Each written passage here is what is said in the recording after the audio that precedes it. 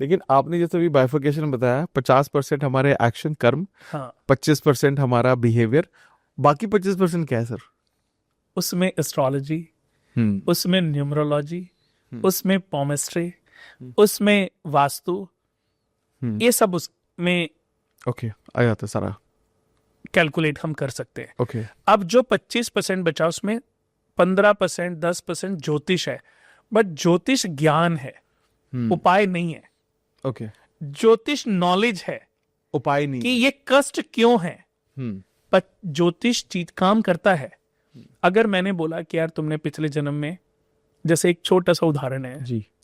हालांकि आपके साथ बड़ा मजा आ रहा है, हम्म। फिर भी, एक व्यक्ति मुझे अपनी कुंडली दिखाने के लिए अपॉइंटमेंट लेकर के आया और उसने अपनी पत्नी की कुंडली मुझे दिखाई। उसने बोला कि मेरे को, अब वो मुझे जानता था, तो कि मेरे को अपनी बीवी के बारे में जानना है।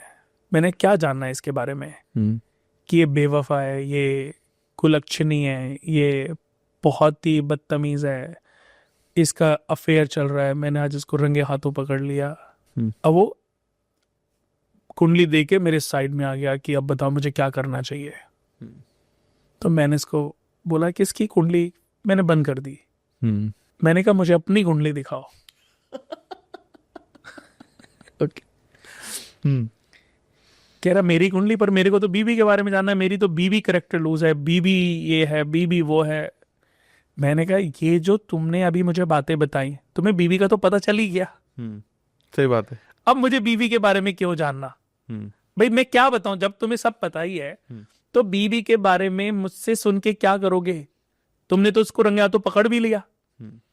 बट ये जो कुलक्षणी, ये जो उल्टा, ये जो पापन आपको बीवी के रूप में मिली, हम्म। वो कुंडली का ऐसा कौन सा योग था जिससे ये आपकी बीवी बनी, या आपकी बीवी बनने के बाद अगर ये ऐसी हुई है तो इसकी वजह वो हम्म। आपकी कुंडली से पता चलेगी। हम्म। हम्म। और ये बात है आज से 14, ये 2008 और 9 की बातें हैं। हम्म। उसने अपनी कुंडली दिखाई बेचारे ने। अब वो जितना अग्रेसिव था, उसका वो अग्रेसिवनेस खत्म हो खत्म गई, हो गया होगा। हम्म। क्योंकि उसको आज तक किसी एस्ट्रोलॉजर ने ये बात नहीं बोली, हम्म। अजी तुम्हारी तो बीवी, आज पंडित के पास चले जाओ और ये बोलो पंडित जी मुझे अपनी बीवी के बारे में जानना है, जैसे करेक्टर के बारे में। बस अरे जवाब तो तूने ही दे दिया। सही बात है। उस पंडित को नॉलेज होगी नहीं होगी, वो तो उसकी धज्जियां पे धज्जियां ऐसे उड़ाएगा कि तू अगर इतना शक करता था, तेरा इतना शक था, अब वो इतने में बदल जाएगा। हम्म। आज सास जो जाती हैं अपनी बहुओं की कुंडली लेके, पंडित जी मेरे को अपनी बहू के बारे में जानना है, हम्म। मेरे बेटे का तो जीना हराम कर रखा है, मुझे इसके बारे में। हम्म। अब बस पंडित जी को तो पता चल गया, एस्ट्रोलॉजर को पता चल गया हम्म। कि पैसे कैसे कमाने हैं। हम्म। अजी आपने कैसे शादी करी, किस एस्ट्रोलॉजर ने मैच कराई है, हम्म। आपको तो शादी ही नहीं करनी चाहिए थी। हम्म। इसकी कुंडली में तो जी आपके बेटे की मृत्यु का भी योग है। हाय राम पंडित जी, ये आप सही कह रहे हो, हम्म। ये तो आपकी बेटी से भी प्यार नहीं करती होगी। हम्म। नहीं पंडित जी, उसके साथ तो इसकी ऐसी दुश्मनी है जैसे कि नेवला और सांप का जो बैर होता है। क्योंकि उसको पता चल गया ना, आपने दुखती रत तो खुद उसको दे दी। हम्म। अब पंडित जी ने वो सारी बातें बता दी जो आप सुनना सुनना चाहते थे, चाहते थे। हम्म। जो आप सुनना चाहते थे, क्योंकि आप ही ने तो बताया। 80% लोग एस्ट्रोलॉजर के पास जाके यही तो गलती करते हैं। हम्म। हम्म। मैं ये नहीं कह रहा हूं वो बेचारे गलत करते हैं, उनको दुख होगा, बट कभी कभी हम एस्ट्रोलॉजर के पास ये सुनने के लिए जाना चाहते हैं, ये समझने के लिए जाना चाहते हैं कि जो हमारे मन में चल रहा है वो ही सही है, हम्म। जबकि ये बिल्कुल गलत है। किसी भी चीज को ठीक करना हमारे लिए ज्यादा जरूरी है। हम फिर उस व्यक्ति पर आते हैं। अब उसका गुस्सा खत्म था और उसने अपनी कुंडली दिखाई, तो मैंने उसकी कुंडली में देखा कि उसके 7th हाउस में सूर्य नीच का बैठा हुआ है, केतु के साथ में, राहु लगन में, केतु के साथ में सूर्य नीच राशि में बैठे हुए हैं, चंद्रमा दूसरे घर में बैठे हुए हैं, हम्म। मेष लगन कुंडली। अब जो लाल किताब है, लाल किताब की भी आपने बारे में सुना होगा जी कि हाँ। लाल किताब भृगु ऋषि ने भृगु संहिता लिखी थी, और लाल किताब जो लिखी थी वो सूर्य नारायण भगवान ने लिखी थी। हम्म। हम्म। इन ग्रहों को कैलकुलेट उनसे ज्यादा तो किसी ने भी नहीं, क्योंकि वो तो इस हाँ। ब्रह्मांड में हर समय हम्म। परिक्रमा लगाते रहते हैं। करेक्ट। तो उन्होंने उन ग्रहों की गतियों को सबको कैलकुलेट करके अद्भुत शास्त्र लिख डाला, जिसका नाम रखा उन्होंने लाल किताब। और वो लाल किताब उन्होंने अपनी सेवा से प्रसन्न होकर अपने सारथी अरुण देवता को दे दी। अरुण देवता कौन थे? अरुण देव गरुड़ के भाई थे। अरुण और गरुड़ जो विष्णु भगवान के जो पक्षी वाहन है, वो दोनों सगे ब्रदर हैं और दोनों विनीता के पुत्र हैं। विनीता कश्यप ऋषि की पत्नी है। तो कश्यप ऋषि की जो पत्नी थी विनीता, उनके दो पुत्र अरुण और गरुड़। गरुड़ ने शादी नहीं करी, अरुण ने शादी करी। अरुण से भी दो बच्चे पैदा हुए, संपाति और जटायु, जिनका जिक्र आपने सुना होगा। तो उनकी एक और पत्नी थी जिनका नाम था कद्रु, उनसे सारे सर्प पैदा हुए। दिति से सारे राक्षस पैदा हुए। अदिति से सारे देवता पैदा हुए। लेकिन ये जो पत्नियां थी, इनमें आपस में नहीं पटती थी।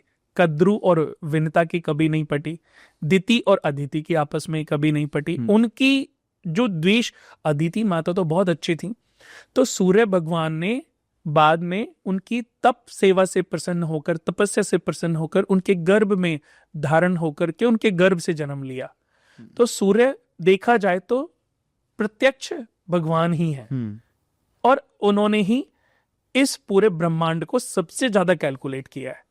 तो उन्होंने जो लाल किताब अरुण देवता को दी, अरुण देवता ने ये लाल किताब रावण को दी थी। भाई सारथी तो थे।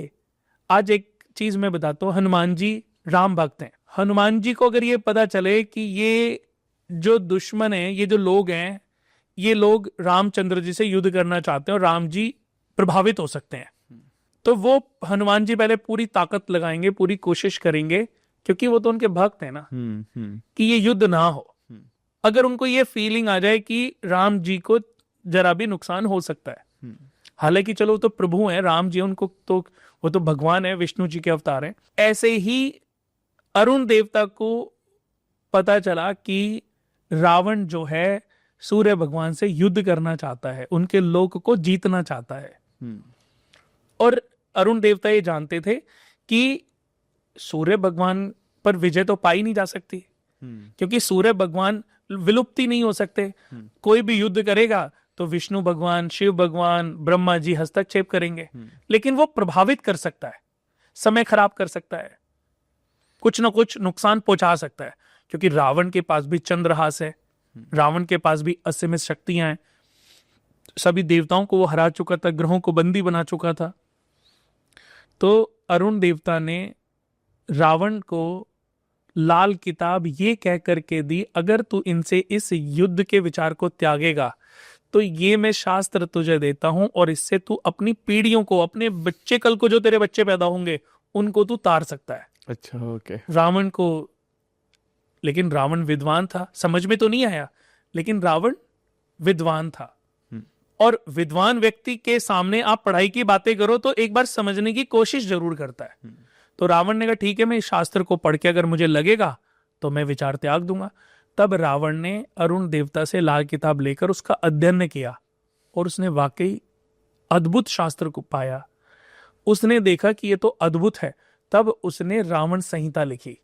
ये जो ग्रहों के आपस में जो कॉम्बिनेशन है, सूर्य चंद्रमा, राहु चंद्रमा, राहु बुध, बृहस्पति और चंद्रमा, इनके आपस में जो कॉम्बिनेशंस हैं, उनके जो फल है वो बहुत ही कैलकुलेट करके, बहुत ही अद्भुत तरीके से रावण संहिता में रावण ने लिख डाले।